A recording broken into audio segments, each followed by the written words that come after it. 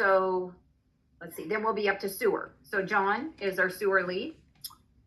So, good evening. So we have a phenomenon happening in at least two locations within the community that I am aware of. And I think it's Unit 89 and Unit 100. And what's happening is when we have sewer lines installed by the contractors who initially built the units, there is a descending flow that needs to be achieved at a flow rate of approximately 1/4 of an inch per linear foot for effluent water to run out of our units and run out of the units from underneath the sewer lines that are underneath our townhouses, and then they reach a clean out outside the actual back patio, 3 to 5 feet, and then they enter another set of pipes that once again continue a descending flight of grade until they hit the main water main, which is an 8-inch line, which is probably anywhere between 5 and 10 feet below grade. What has been happening in these two locations that we're aware of, and it's been confirmed, is there's settling of pipes. The pipes are settling. They're moving because things do move. And when during that movement, they're not achieving that flow rate that they were initially installed at. So once again, instead of 1/4 of an inch per linear foot, which is, let's say 1 inch per 4 feet, it may have been reduced to 1/8 per linear foot, or a level grade, which means that water or effluent is sitting there.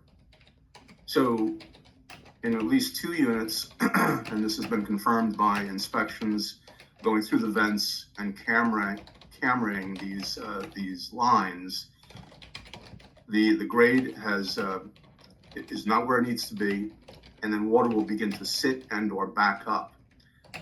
In Unit 89, that phenomenon exists, and it can be repaired. And then once again, even getting to the outside lines, they're not flowing as they should.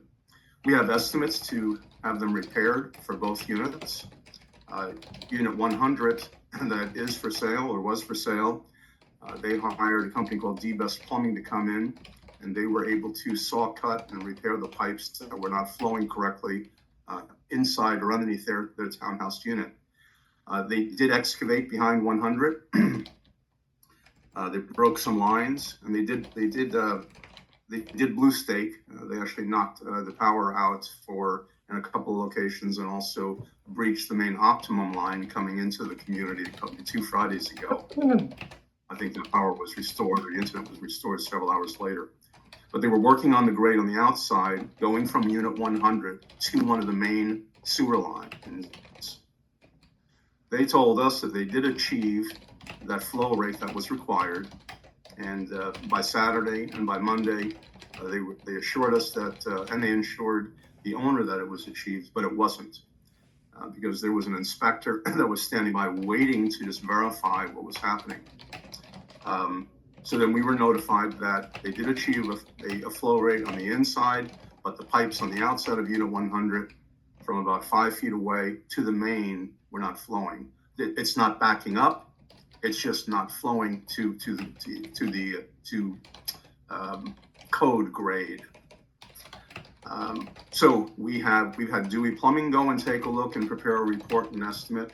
We also have Nichols Plumbing taking a look at it too and verifying the results. And then we're going to have them prepare an estimate, and then we'll authorize the work to get done.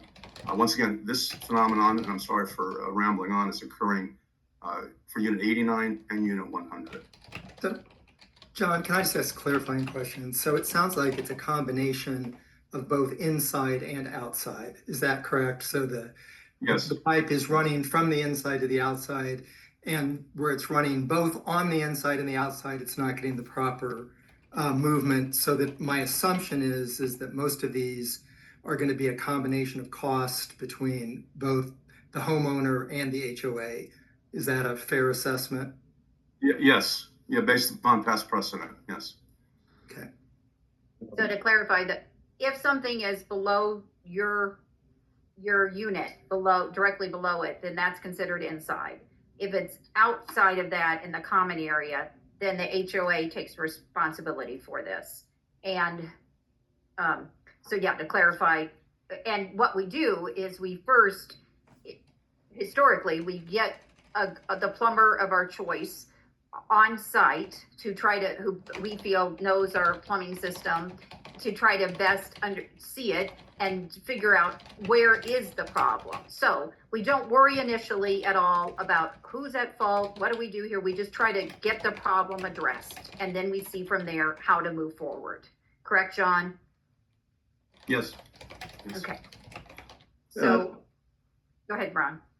Is it okay if I bring up Unit 89 and some of the background on that? Please. So there was a backup in Unit 89, and they went with Dewey on our recommendation, and Dewey cleared the clog, and Dewey recommended that they have a video under the house and outside of the house done. And Dewey did come back and they videotaped, or they did a video under the house and outside.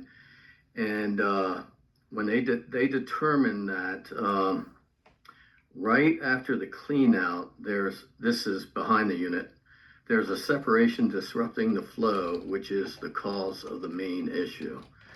So the Lana and John in that unit were requesting from the board that they just take care of having that clog cleared and the cost for that video. And if we have the repair done outside and it clogs up again, they will understand that it's under their house.